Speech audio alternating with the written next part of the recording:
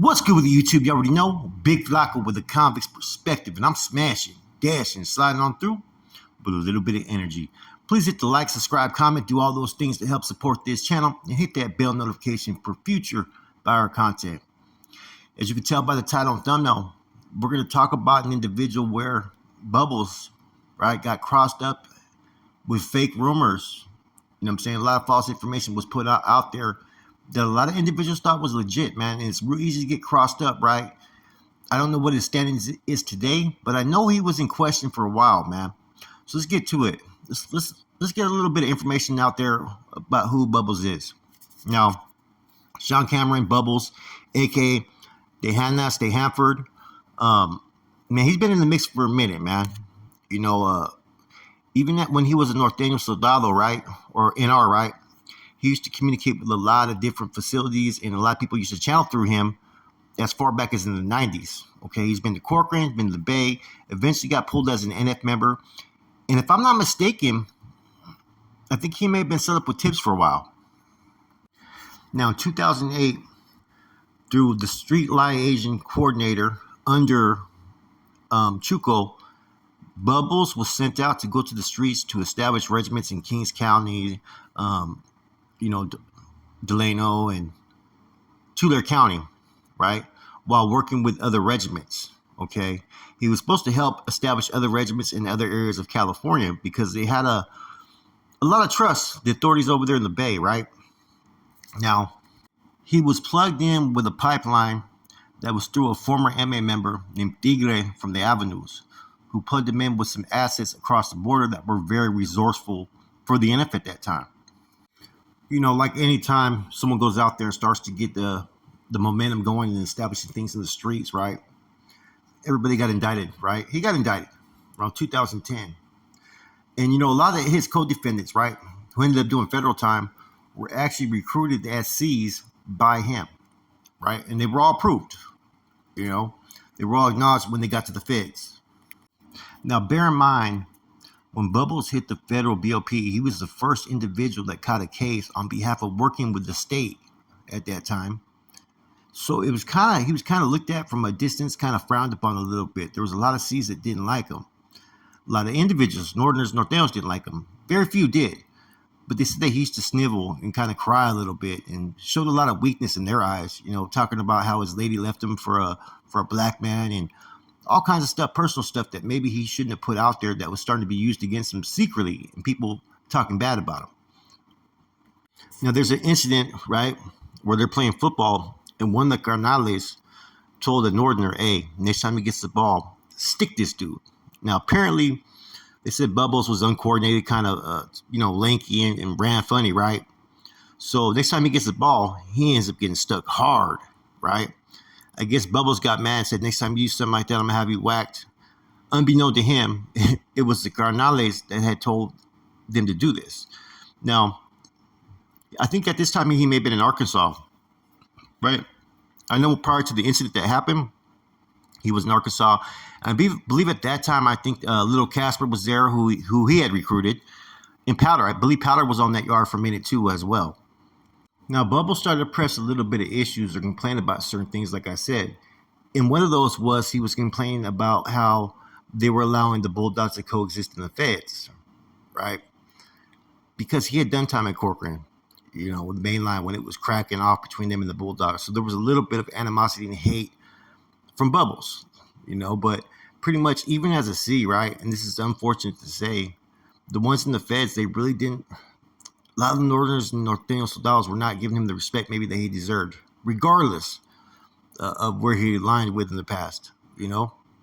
Bubbles is a prime example of why there's to be no gossiping, because he was reported by a lot of individuals every time he opened his mouth negatively or questioning, right, how things were operating in the feds. So it kind of showed where his loyalties were. You know, like I said, he was up in the Bay for a long time, you know, with the fellas that were in the feds, but then more so he arrived into his status and ranking when he was with those basically in the state. And Bubbles was one that the state had always trusted because he tried to do things to a T of what was required of him, you know, and let's keep it real. Like, he's always been able to Whether it's been a squad, the streets, he's always been successful and he's always generated a lot of money. But it kind of changed in the feds. Like I said, his options in his position in the feds was very limited. Um, he was on a lower level facility. Like I said, he was there with Powder and I think it was Little Casper and a couple other cats, right, that were seized. But you get moved around, and when you start to question your authority in charge, it already puts a stain on your fucking jacket. So he already had that stain for being a state supporter while all this stuff was starting to transpire. Now he had taken the same position as Tibbs had when all the fucking stuff was starting to heat up around 2021, and that right there put a target on his back. Because shortly thereafter, as we already know, Tibbs ends up getting hit by Cuete, right? So as everything's going on in the feds, right? The feds have their own little gang task force, and their fear was, from what rumors they were hearing and from the information that they thought was legit, was that he was going to be the next on the list to get whacked. So with the feds knowing all this information, right, they decided that they had to move him out of the facility where he was at because they did not want another tip situation. Because in lieu of the Tibbs hit, there was information being, like I said, forwarded that Bubbles was also in that list to get hit along with Tibbs. So early in the morning, Goon Squad and the feds, whatever they are, whatever you call them, came up in his cell and snatched him up, and just he was not to be seen or heard from, and nobody knew the reasons why. Okay, now if I'm not mistaken, right, he was in the hole shortly in Arkansas. Next thing you know, he was in Oklahoma, which is like one of the main transport stations for the feds is in Oklahoma. When they're sending you to different locations, sometimes you have to stay in Oklahoma shortly till you get to the facility you need to get to. So he was in Oklahoma shortly, and then the next thing you know, he was in Admax. Now to the Norteños and Carnales that were up in the feds, right? This wasn't a normal tactic that, I'm saying, the gang coordinators and the feds did. They would hardly ever, transfer someone out in the middle of the night or transfer them to the SHU and whatnot, unless it was for someone's safety reasons that they requested it. Not that they had got information, but that the person requested it. Normally they're going to try to pull you out, you know what I'm saying, and try to tell you that we have some information about you or this and that, or they're going to pull you to medical, and then they're going to try to catch you like in a bad spot to see what you want to do. They did not do this with him, man, right? They immediately snatched him up, right? Mainly because of the Tibbs incident, and they thought that he was next from the information that they had. Therefore, instantly, within days, people that were active, right, that were in the feds, that were on the streets, had started to filter information that Bubbles had locked it up. Now, this channel was told that, man, and this was coming from active individuals that had done time in the feds, right? It was being put out there. He was debriefing that he would be transferred to probably Oklahoma, permanently. But what ended up happening was he ended up in Admax. Now he's still housed in USP Admax, and I think for a while nobody was even acknowledging him. That they really wanted to push the line to have him deemed and expelled from the organization. I know that he was in contact with some people from the state still at that time, and so he pretty much got put in a bad situation over the whole state Fed issue. Like I said, man, a lot of people got caught up over it. I don't know what his standings is today. I think he may be still under investigation, still on freeze, or he may be cleared. You know what I'm saying? No filters have gone out recently, but they did go out briefly about a year ago that the information about him that people were putting out there by him debriefing and flipping and walking away. No, he was still trying to prove that his standings was good, that he was still a righteous familiano in light of all the fucking, backlash he got from a lot of individuals. I mean, there was Northerners and Soldados that were not giving him the respect that maybe he deserved as a carnal.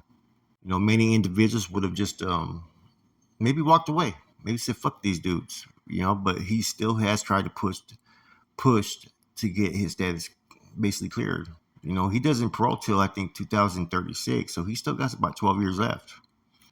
And like I've been told through several people, He was the first individual to come in that was under state leadership on a federal RICO Act in 2010. He was under Sammy Luna and Chuco. He had been given directives to establish regiments outside of Kings County and Tulare County and Delano County, right? Which he had tried to. You know what I'm saying? He had a lot of things rolling out there on the streets. So I think when he got to the feds, like I said, because of the stuff that was going on, you know what I'm saying, between, California brass and, the federal brass, it pretty much put him in a bad position. So a lot of the backlash that he was getting, though, maybe it wasn't deserved that in the beginning, but later on, though, I gotta admit, when you start to snivel and complain and cry about things behind the people within the O's backs, it's gonna rub a lot of people wrong, and I think that's what pretty much put him on basically the fast lane to get fucking hit and removed because of that. And I kind of think that's unfair, whether he was a cool dude, a fucking asshole, or just someone that just people didn't like. I think that's kind of unfair because you had dudes that had not made the commitments that he had made, right? Or done the things he has done. I know back as far back as the 90s, he served as a channel for several prisons to report to. So he was basically the pipeline for them to connect with and file the reports in when, there was limited communication. You had to go through a whole process just to get kites and wheelers, from any prison to the Bay. He was a lot of people's channels, put it that way. I will say this, though. I do know this. As soon as he got information from his new old lady that Tibbs got hit, he was instantly spooked and felt that maybe he was the next one that they were coming for. But still, he didn't lock it up, though. Anyways, Bubbles is still, like I said, in Admax. He ain't giving up.